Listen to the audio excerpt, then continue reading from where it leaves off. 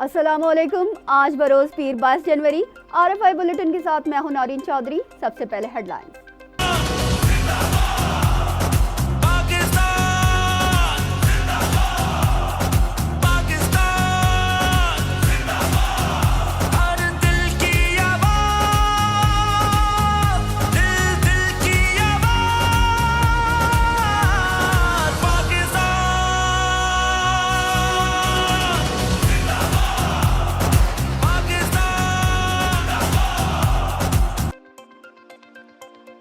पाक फौज और सऊदी रॉयल एंड फोर्स की मुश्तरका अस्करी तरबियत का आगाज। दोनों मुल्कों के फौजियों की जंगी सलाहियत को निखारने में मदद मिलेगी। सिक्योरिटी खदशात के बायस वफाकी दारुल हुकूमत में 4 बड़ी जामियात गैर मुअय्यना मुद्दत के लिए बंद। इस्लामाबाद के नवाही इलाकों में सिक्योरिटी फोर्सेज का ऑपरेशन। IMF के मुतालबे पर गैस की कीमतों में इजाफे का फैसला। चीनी पर भी फेडरल एक्साइज ड्यूटी लगेगी। पाक अफगान बॉर्डर 10वें रोज भी बंद। वीजा पासपोर्ट की शर्त के बायस बॉर्डर के दोनों जानिब मालबरदार गाड़ियों की लंबी कतारें। मुल्की खजाने को योमिया 68 करोड़ से ज्यादा रुपए का नुकसान। भारतीय रियासत छत्तीसगढ़ में नक्सल बागियों के खौफ से फरार होने वाले भारतीय फौजियों की फायरिंग। 2 खवातीन और 1 बच्चा हलाक। इलेक्शन से पहले भारतीय वजीर आजम मोदी ने अयोध्या में राम मंदिर का इफ्तिताह कर दिया। तारीखी बाबरी मस्जिद को शहीद करने के बाद राम मंदिर की तामीर की गई थी। गजा में बमबारी से कमसिन बच्चों समेत मजीद 10 शहरी शहीद। खान यूनुस और रफा में हमलों से तिजारती और रिहायशी इमारतें तबाह। बिलाखिर न्यूजीलैंड के खिलाफ कौमी क्रिकेट टीम को एक कामयाबी हासिल हो ही गई। 5वीं T20 में कीवीज को 42 रन से शिकस्त दे दी। 3 बार की Olympic champion Pakistani hockey team मुसलसल तीसरी बार ओलंपिक मुकाबलों से बाहर। क्वालिफायर मैचेस में बुलंद तरीन कारकर्दगी। न्यूजीलैंड से शिकस्त के बाद पेरिस जाने का ख्वाब चकनाचूर हो गया। हेडलाइंस आपने मुलाहिजा की। चलते हैं खबरों की तफसीलात की जानिब। पाकिस्तान आर्मी और सऊदी रॉयल लैंड फोर्स की जंगी सलाहियत को निखारने के लिए दोनों मुल्कों की मुश्तरक अस्करी तरबियत का आगाज हो गया।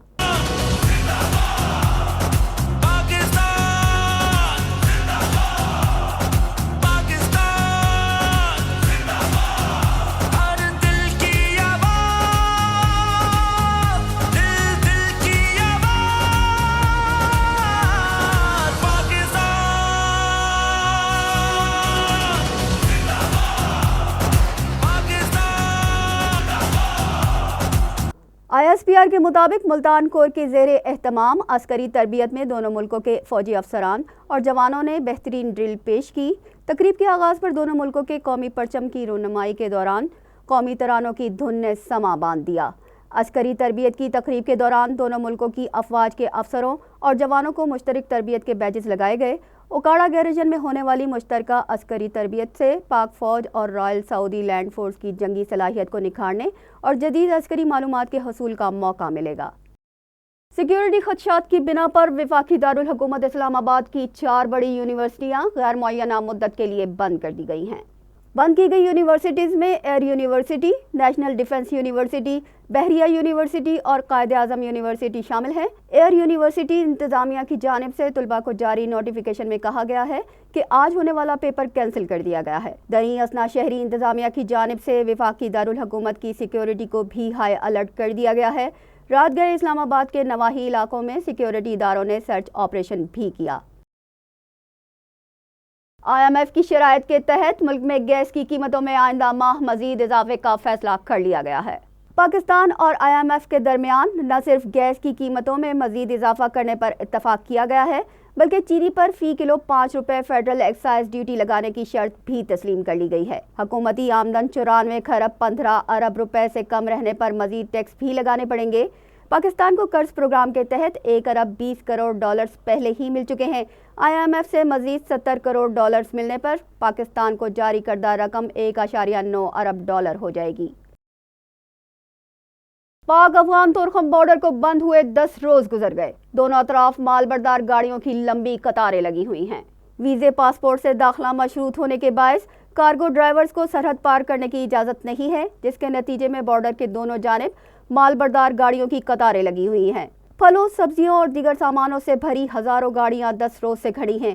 ٹرانسپورٹرز کا مطالبہ ہے کہ اسٹیکر ویزے کی سہولت بحال کی جائے۔ بارڈر کی بندش سے قومی خزانے کو یومیہ 68 کروڑ روپے سے زائد کا نقصان ہو رہا ہے۔ تاہم حکومت کا موقف ہے کہ ایک ملک سے دوسرے ملک میں داخلے کے لیے ویزے پاسپورٹ سے داخلہ مشروط ہونے کے باعث کارگو ڈرائیورز کو سرحد پار کرنے کی اجازت نہیں ہے، جس کے نتیجے میں بارڈر کے دونوں جانب مال بردار گاڑیوں کی قطاریں لگی ہوئی ہیں۔ پھلوں، سبزیوں اور دیگر سامان سے بھری ہزاروں گاڑیاں 10 روز سے کھڑی ہیں۔ ٹرانسپورٹرز کا مطالبہ ہے کہ اسٹیکر ویزے کی سہولت بحال کی جائے۔ بارڈر کی بندش سے قومی خزانے کو یومیہ 68 کروڑ روپے سے زائد کا نقصان ہو رہا ہے۔ تاہم حکومت کا موقف ہے کہ ایک ملک سے دوسرے ملک میں داخلے کے لیے ویزا اور دیگر دستاویزات کا ہونا ضروری ہے۔ حکومت ویزا کی پابندی پر عمل درآمد کروائے گی۔ بھارتی ریاست چھتیس گڑھ میں نکسل علیحدگی پسندوں سے مقابلے کے دوران بھارتی فوج کی فائرنگ سے 2 خواتین اور ایک بچہ جاں بحق ہو گیا۔ کشمیر میڈیا کے مطابق بھارتی ریاست چھتیس گڑھ کے علاقے بیجاپور میں بھارتی فوجیوں کے ہاتھوں 2 خواتین اور ایک بچہ مارے گئے۔ علاقے میں بھارتی فوج نے علیحدگی پسندوں کے خلاف سرچ آپریشن کیا، جس پر ماؤ باغیوں نے شدید مزاحمت کی۔ آپریشن میں بھارتی فوج اور علیحدگی پسندوں کے درمیان فائرنگ کے تبادلے میں بھارتی فوج کو جان بچانے کے لیے پیچھے ہٹنا پڑا۔ چاروں طرف سے گھیرے جانے پر بھارتی فوج نے اندھا دھند فائرنگ شروع کر دی، جس کے نتیجے میں 2 خواتین اور ایک بچہ ہلاک ہو گئے۔ اس ہزیمت کو چھپانے کے لیے بھارتی فوج نے واقعہ کو باغیوں کے خلاف کارروائی قرار دے دیا۔ بھارتی وزیر اعظم نریندر مودی نے ایودھیا میں رام مندر کا افتتاح کر دیا۔ بابری مسجد کو شہید کرنے کے بعد مندر کی تعمیر کی گئی ہے۔ بھارتی انتہا پسند وزیر اعظم نریندر مودی نے ایودھیا میں رام مندر کا افتتاح کر دیا۔ مندر کی تعمیر بابری مسجد کو شہید کر کے کی گئی ہے۔ سینکڑوں سال قدیم تاریخی بابری مسجد پر انتہا پسند ہندوؤں نے رام مندر ہونے کا دعویٰ کیا تھا۔ 1992 میں اس جھوٹے دعوے پر ہندو بلوائیوں نے بابری مسجد کو شہید کر دیا تھا۔ اسی مقام پر مندر کی تعمیر کی گئی ہے، جس کا افتتاح سیکولر بھارت کے دعوے دار نریندر مودی نے کر کے یہ واضح کر دیا ہے کہ بھارت ایک انتہا پسند ہندو ریاست بن چکا ہے، جبکہ حزب اختلاف کی جماعتوں کا کہنا ہے کہ انتخابات سے قبل رام مندر کا افتتاح سیاسی چال بازی ہے۔ پاکستان اور ایران کے درمیان تعلقات معمول پر آنے کے بعد فضائی ٹریفک میں بھی بہتری آ گئی ہے۔ سول ایویشن اتھارٹی کا کہنا ہے کہ مغربی سمت سے پاکستان کی حدود میں آنے والی پروازوں کی تعداد معمول پر آ گئی ہے۔ یومیہ 700 پروازیں پاکستان کی فضائی حدود سے گزر رہی ہیں۔ پاک ایران کشیدگی کے باعث فضائی ٹریفک میں کمی آ گئی تھی۔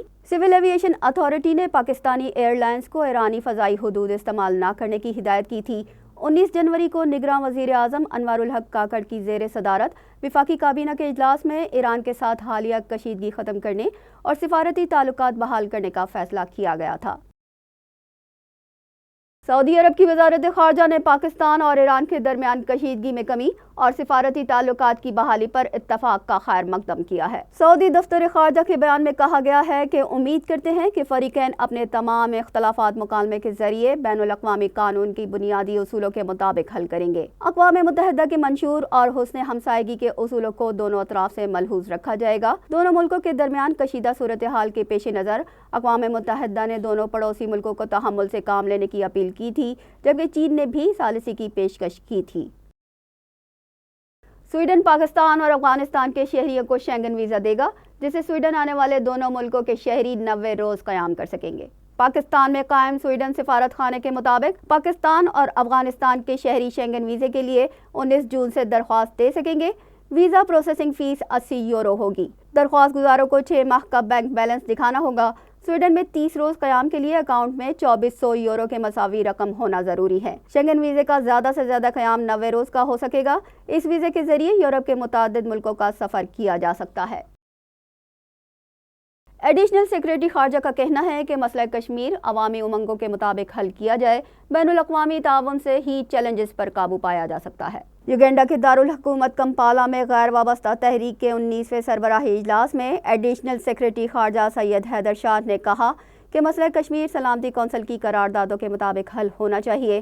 پائیدار امن کے لیے بین الاقوامی تنازعات کا حل ضروری ہے۔ ترقی پذیر ملکوں میں مالیات، تجارت اور ٹیکنالوجی کے فروغ کے لیے تنظیم کا تعاون انتہائی اہمیت کا حامل ہوگا۔ غیر وابستہ تحریک کے ساتھ پاکستان کا پختہ عزم ہے کہ تنظیم کے اصولوں، مساوات، تعاون اور سب کی بھلائی کے لیے جاری کوششوں کا ساتھ دیتے رہیں گے۔ رات گئے خان یونس میں طیاروں کے ذریعے بمباری سے بچوں سمیت 10 فلسطینی شہید کر دیے گئے جبکہ درجنوں زخمی ہو گئے۔ 24 گھنٹوں میں 178 فلسطینی وحشیانہ حملوں کی زد میں آ کر شہید ہوئے۔ عرب میڈیا رپورٹس کے مطابق رات گئے خان یونس کے اطراف شدید بمباری کی گئی۔ فلسطینی محکمہ صحت کے حکام نے بتایا کہ اسرائیلی فضائی حملوں سے نصیر ہسپتال کے قریب رہائشی عمارت میں آگ لگ گئی جس کی وجہ سے شہریوں کو دوسری جگہ منتقل ہونا پڑا۔ 7 اکتوبر سے غزہ پر حملوں میں کم از کم 25,105 افراد شہید اور 62,681 زخمی ہو چکے ہیں۔ اسرائیلی وزیر اعظم نتن یاہو نے غزہ میں قیدیوں کی رہائی کے بدلے جنگ بندی کی حماس کی شرائط کو مسترد کر دیا۔ کہا کہ قیدیوں کی رہائی کے بدلے جنگ روکنے کی تجویز قبول نہیں ہے۔ نتن یاہو نے کہا کہ حماس نے تمام یرغمالیوں کے بدلے میں اسرائیل کے ساتھ جنگ بندی کی جو تجویز پیش کی ہے اس میں جنگ روکنے اور تمام اسرائیلی فوجیوں کے غزہ سے انخلاء کی شرط رکھی گئی ہے، اور اگر ہم اس شرط کو قبول کر لیتے ہیں تو اس سے اسرائیل کی سلامتی کو خطرہ لاحق ہے۔ جب تک غزہ میں حماس کی حکومت موجود ہے اس وقت تک اسرائیل کی سلامتی خطرے میں رہے گی، اس لیے ہم نے حماس کی طرف سے پیش کردہ تمام شرائط کو مسترد کر دیا ہے۔ بھارتی یوم جمہوریہ سے قبل مقبوضہ کشمیر میں بے گناہ شہریوں کی پکڑ دھکڑ میں تیزی آ گئی۔